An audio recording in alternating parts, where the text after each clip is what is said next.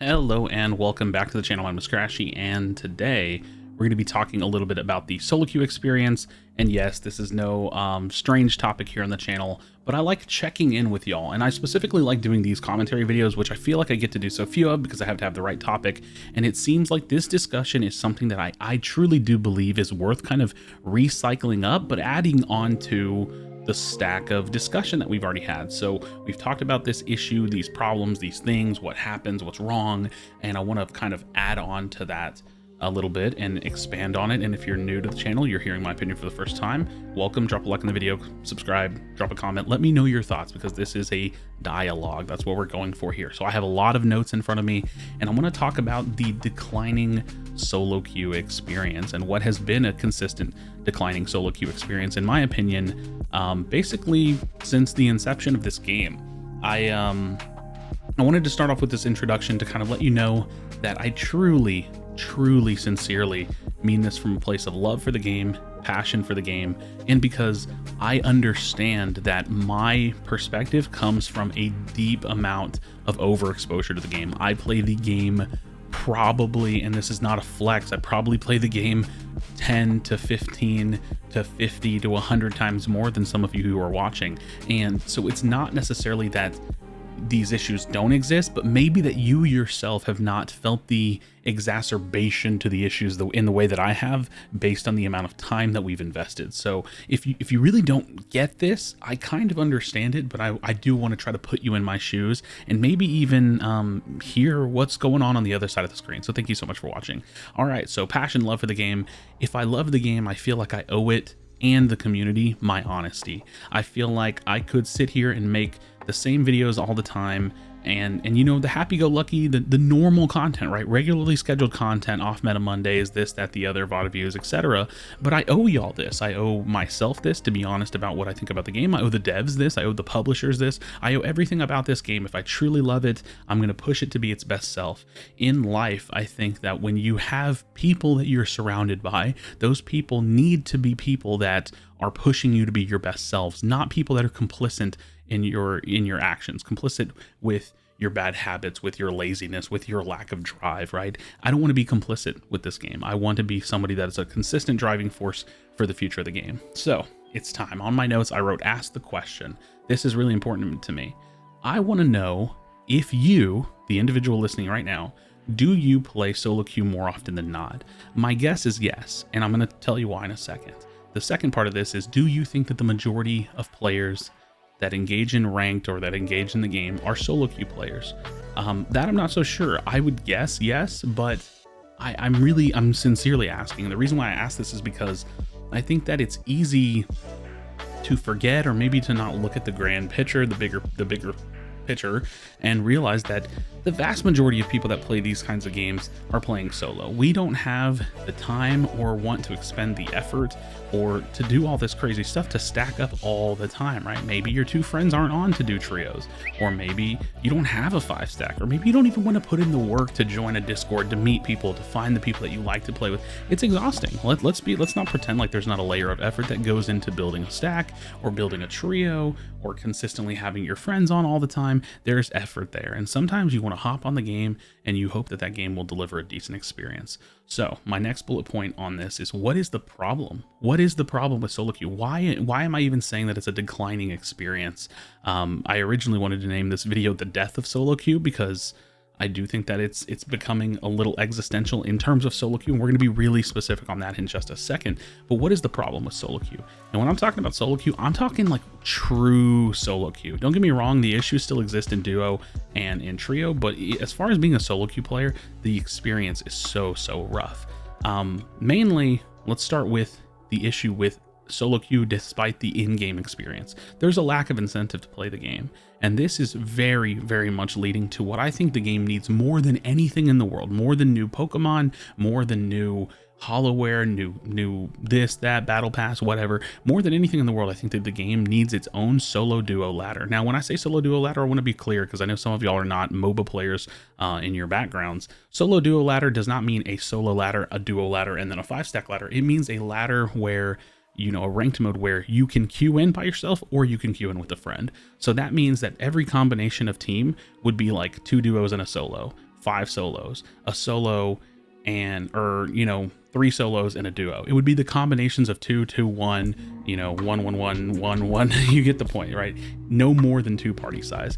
And the reason why you don't want to do more than that is because a trio queue can kind of stomp games with coordination and doing well with comms.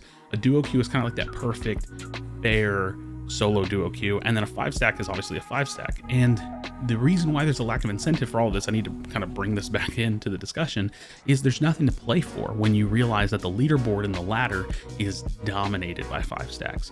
So not only is it not enough to really solo queue and try to put yourself high up there, and before you bring up Chris Heroes, big shout out to our friend Chris Heroes, I know that it's possible, but it's the exception, not the rule, and it's definitely not possible for him to ever hit top 100. That's the reality. So with a solo duo ladder, he would have something to grind for to be a top 100, maybe even the #1 ranked player in the world at solo duo queue.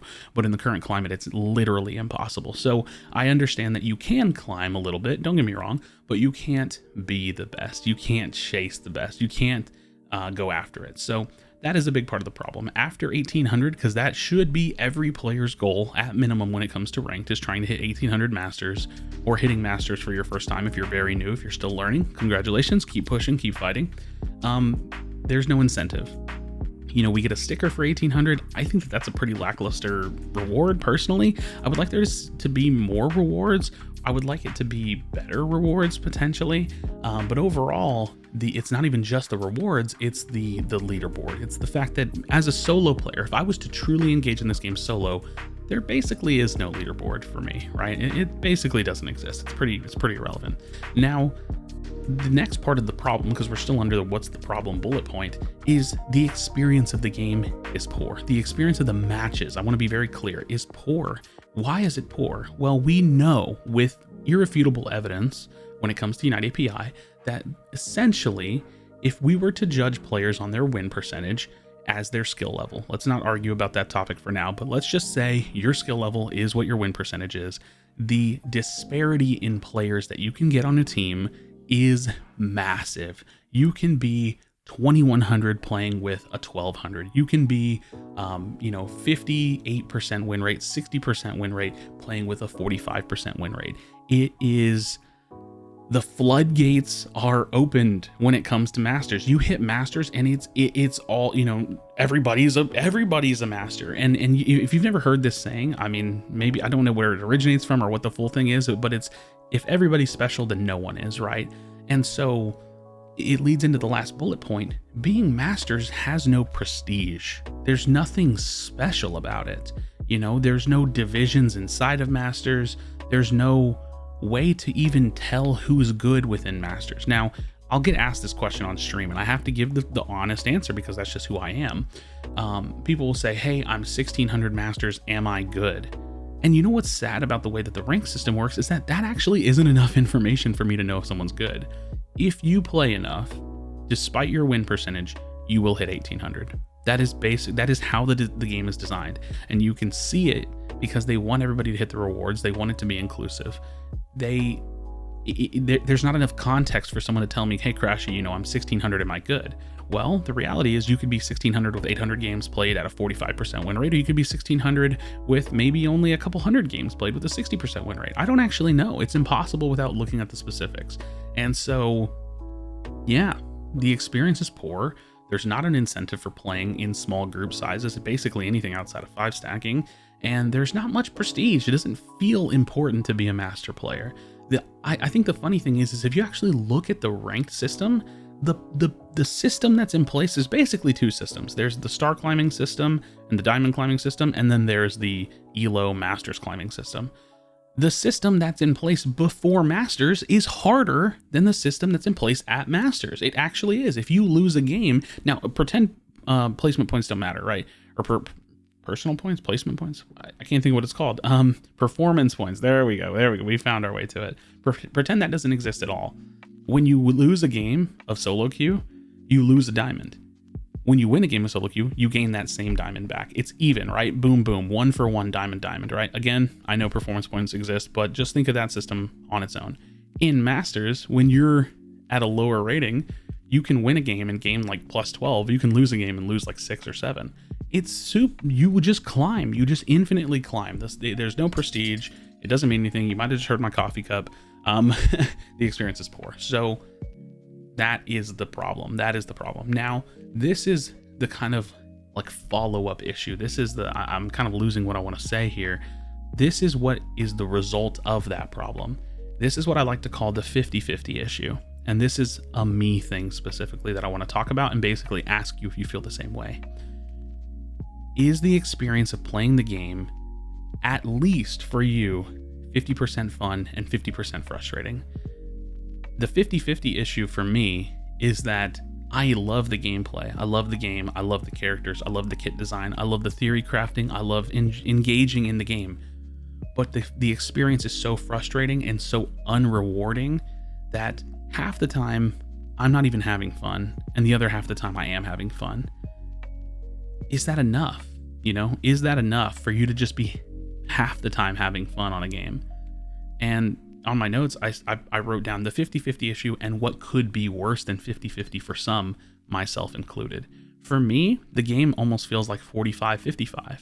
I feel like the slight majority of the time, just barely, I'm just ticking over into, I really am not having that much fun. I'm really frustrated. I'm really not understanding why I'm playing with these players. I really don't feel the prestige. I really don't feel the incentive to keep pushing. And so my issue is, or my question is, where do you lie on that, right? Like this hypothetical, the 50-50 issue. Are you having way more fun than the frustrations and the issues that you're having with solo queue? Or are you kind of closer to where I am? Because I can't really speak for the majority of the player base. I don't actually know. I just know that this for me is a massive issue with the game, and I think it's the biggest issue with the game. Now, my next bullet point is what can we do about it? What can we do about it? Well, I even have a bullet point right below this question, and it says the bleak future.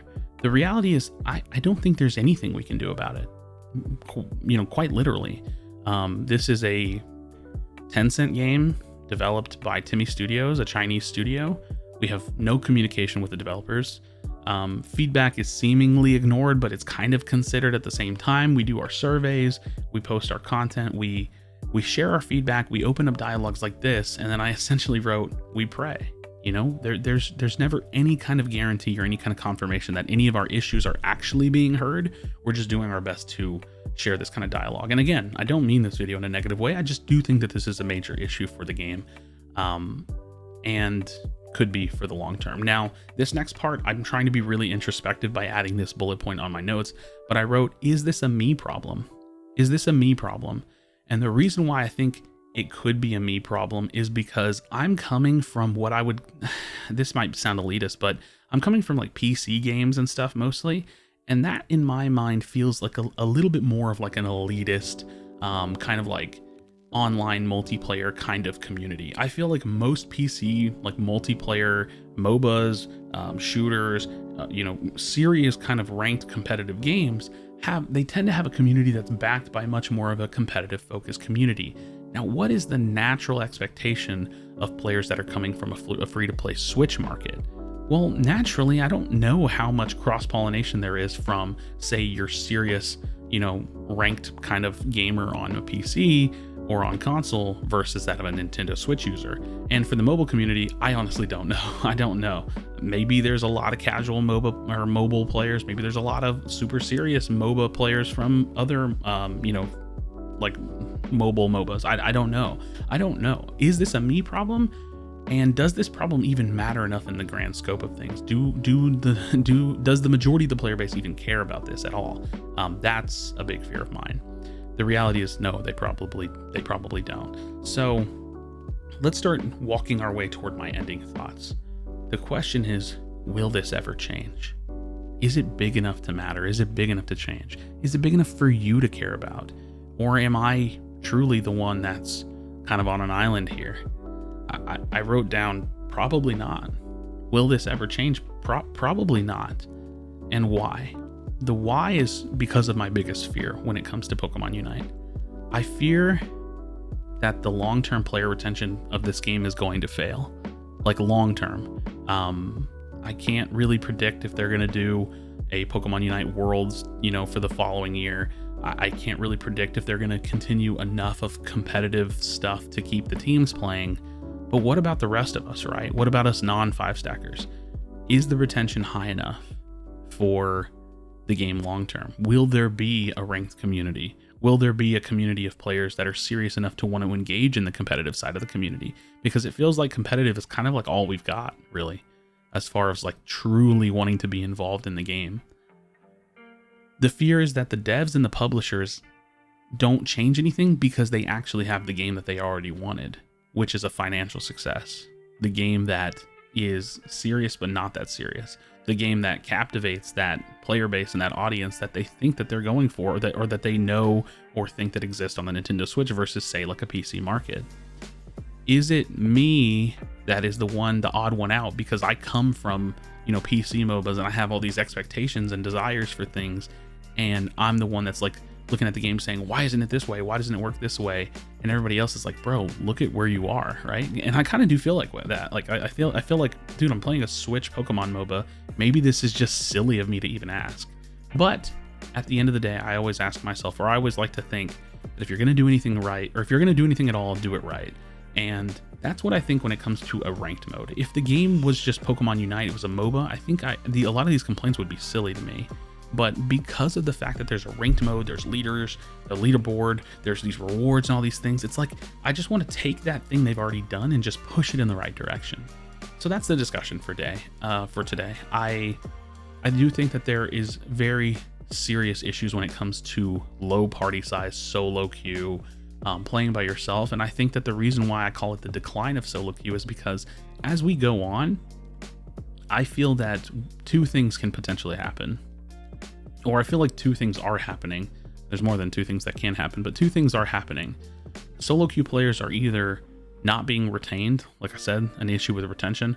They're either leaving the game or just stopping playing, or just drastically reducing their playtime, or they're actually converting into stackers. They're starting to play more and more trio queue. They're starting to get into 5 stacking because the solo queue experience is not good. The solo queue experience has been on a steady decline, and I do think it's actually literal to say that solo queue is getting worse.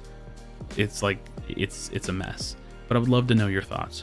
Drop a comment on the video. Let me know what you're thinking. Again, this is just an update. It's not meant to be the doom and gloom of the game. This game's not going anywhere. I'll be very honest about that. I don't think this game has anything short of like at least a 2-year lifespan. Probably from this point. So probably at minimum a total 3-year lifespan. They're going to keep pumping out Pokemon. There's still going to be competitive stuff going on post Worlds, I hope.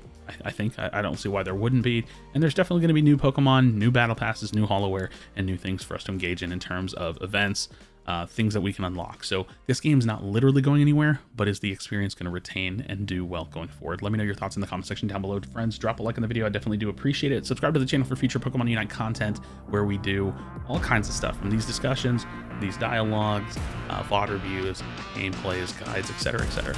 As always, be sure to be kind of one another. Tell someone you love them, and I'll see you on the next video.